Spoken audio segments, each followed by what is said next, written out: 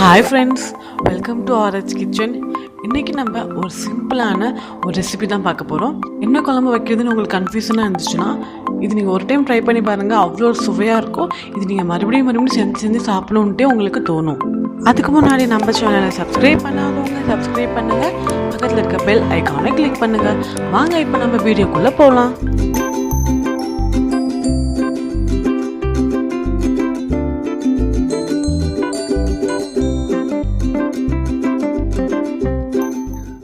இப்போ நம்ம சின்ன வெங்காய காரக்குழம்பு எப்படி செய்யறது தான் பார்க்க போகிறோம். இந்த ரெசிபி செய்கிறதுக்கு ஒரு 5 நிமிஷம் மட்டும் இருந்தால் போதுங்க. சுலபமாக நம்ம இந்த ரெசிபி செஞ்சு முடிச்சிடலாம். அதுக்கு நம்ம ஸ்டவ் ஆன் பண்ணி இந்த மாதிரி கடாய் எடுத்துக்கோங்க. இப்போ நம்ம இதில் 1/4 கப் அளவு நல்லெண்ணெய் சேர்த்துடலாம். நல்லெண்ணெய் சேர்த்துனா நம்மளுக்கு இன்னும் நல்லா டேஸ்ட் கிடைக்கும். ஒரு வேளை உங்ககிட்ட நல்லெண்ணெய் இல்லாட்டி நம்ம எப்பயுமே வீட்டில் யூஸ் பண்ணி டிஃப்ரெண்ட் ஆயிலாக யூஸ் பண்ணிக்கலாம். இப்போ எண்ணெய் சூடானதுக்கப்புறமா இதில் 1 டீஸ்பூன் கடுகு சேர்த்துக்கோங்க.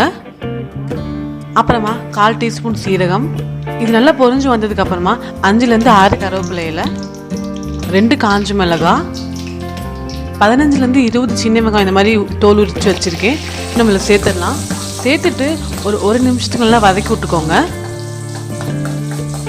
இப்போ பார்த்தீங்கன்னா வெங்காயம் நல்லா 1 நிமிஷம் வதங்கிடுச்சு. அப்புறமா 5லேருந்து 6 பல் பூண்டு இந்த மாதிரி நல்லா நுணுக்கி வச்சுருக்கேன். இப்போ நம்ம சேர்த்துடலாம்.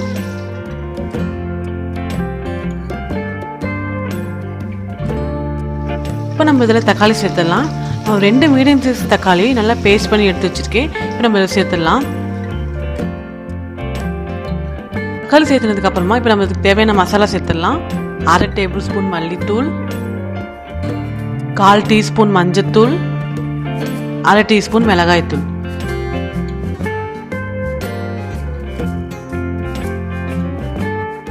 கடைசியாக இதுக்கு தேவையான அளவு உப்பு சேர்த்துக்கோங்க. தக்காளியோட பச்சை வாசனை போகிற வரைக்கும் நம்மளால் கிளறிட்டே இருக்கலாம். இப்போ பார்த்தீங்கன்னா தக்காளியோட பச்சை வாசனை போயிடுச்சு. இப்போ நம்ம இதில் புளி தண்ணி சேர்த்துடலாம்.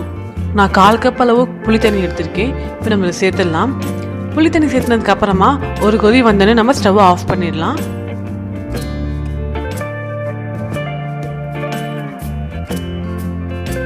அப்புறமா வாசனைக்காக கடைசியில் மேலே கொத்தமல்லி தழை தூவி விட்டுக்கோங்க. அவ்வளோதாங்க, சுவையான காரக்குழம்பு ரெடி. இது செய்கிறதுக்கு நம்மளுக்கு அதிக நேரம்லாம் தேவைப்படாது. ஒரு 5 நிமிஷம் மட்டும் இருந்தால் போது சுலபமாக நம்ம இதில் வீட்டில் இருக்க பொருளை வச்சு செஞ்சு முடிச்சிடலாம். இந்த வீடியோ பிடிச்சிருந்துச்சுன்னா லைக் பண்ணுங்கள். இந்த ரெசிபி செஞ்சு பார்த்துட்டு எப்படி இருக்குன்னு எனக்கு கமெண்ட் பண்ணுங்கள். இந்த வீடியோ உங்கள் ஃப்ரெண்ட்ஸ் அண்ட் ஃபேமிலிக்கு ஷேர் பண்ணுங்கள். நடனமாடும் நாவல் சுவை. Bye friends.